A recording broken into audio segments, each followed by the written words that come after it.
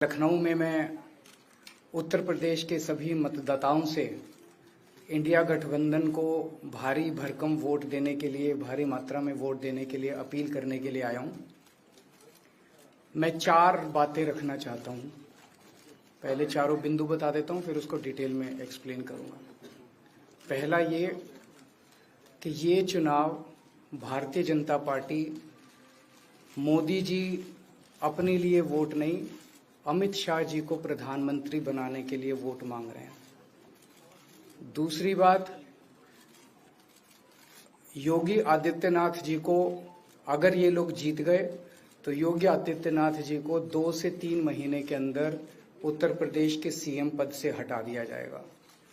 Number 3, इन लोगों की पूरी तैयारी है, अगर ये लोग जीत गए तो संविधान को बदल के SC ST और OBC का रिजर्वेशन खत्म कर दिया जाएगा।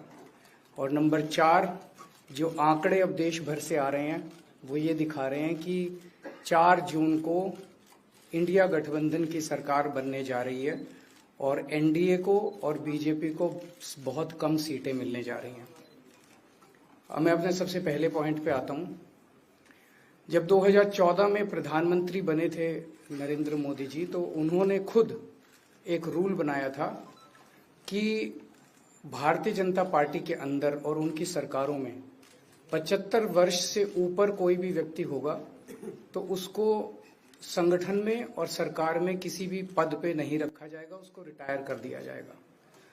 और उसका सबसे पहले उस रूल के तहत आडवाणी जी को और मुरली मनोहर जोशी जी को रिटायर किया गया था। और उसके बाद तमाम यशवंत सिन्हा जी, सुमित्रा महाजन जी, कई लोगों को यहाँ टिकट नहीं मिली। कई लोग जो पद पे बैठे हुए थे उनको पद से इस्तीफा दिलवा के उनको हटाया गया। ऐसे कई सारे लोग हैं। तो अब अगले साल 17 सितंबर को प्रधानमंत्री मोदी जी 75 साल के होंगे और मोदी जी ने तय कर लिया है कि अमित शाह जी को वो अपना वारिस बनाएंगे और अमित शाह जी अगले साल 17 सितंबर को देश के प्रधानमंत्री बनाने का उन्होंने तय किया है मोदी जी ने।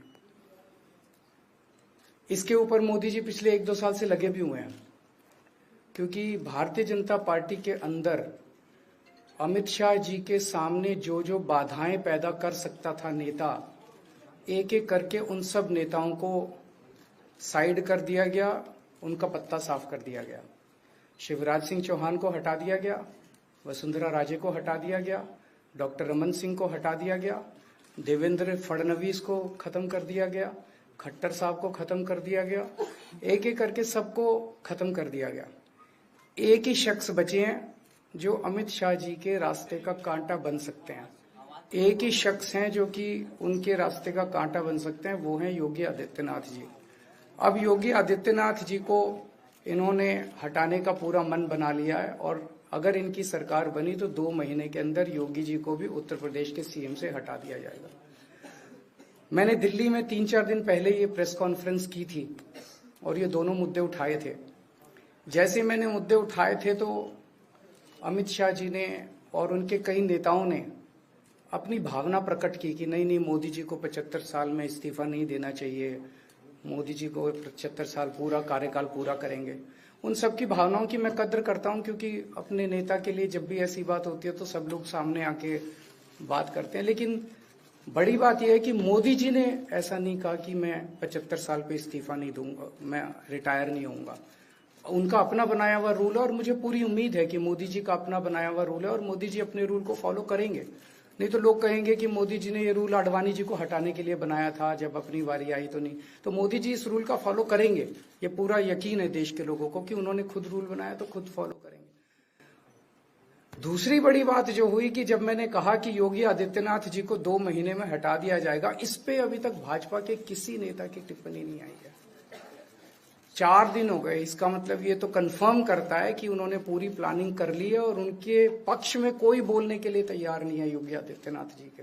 तो उनका हटना अब लगभग तय है कि योगी आदित्यनाथ जी को उत्तर प्रदेश के सीएम पद से हटाया जाएगा। दूसरी चीज, मैं उत्तर प्रदेश के सभी मतदाताओं को कहना चाहता हूं कि पिछले 4-5 महीने से इन्होंने शोर मचा रखा है, 400 पार 400 पार 400। क्यों?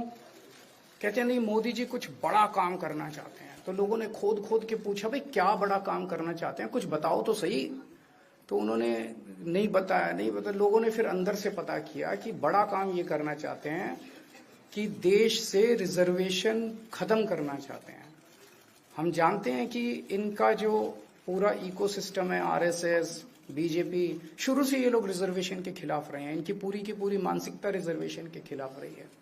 तो मैं सभी लोगों को ये आगाह करना चाहता हूं कि ये बड़ा काम इनको 400 पार इसीलिए चाहिए क्योंकि ये रिजर्वेशन खत्म करना चाहते हैं। संविधान को, बाबा साहब अम्बेडकर ने जो संविधान बनाया था, उस संविधान को ये तार तार करना चाहते हैं। पूरे देश भर से अब जो ट्रेंड आ रहे हैं, वो ट्रेंड ये दिखाते हैं कि भारतीय जनता पार्टी को 250 से भी नीचे, मेरे हिसाब से 220 के आसपास, 3-4 दिन पहले भी मैंने कहा था, 220 से कम सीटें इनकी आती हुई नजर आ रही हैं। आप हिसाब लगा लीजिए। मैं हरियाणा होके आ रहा हूं कल परसों।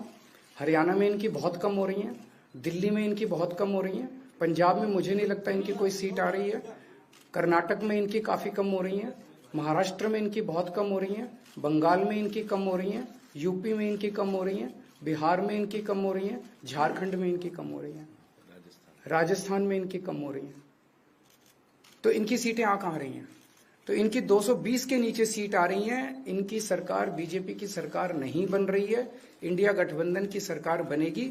और इंडिया गठबंधन की सरकार जो है वो देश को एक प्रगति के रास्ते के ऊपर लेके जाएगी। इस तरह से जो पूरे देश के अंदर एक नेगेटिविटी इन लोगों ने फैलाई है, उसको हम लोग ठीक करेंगे।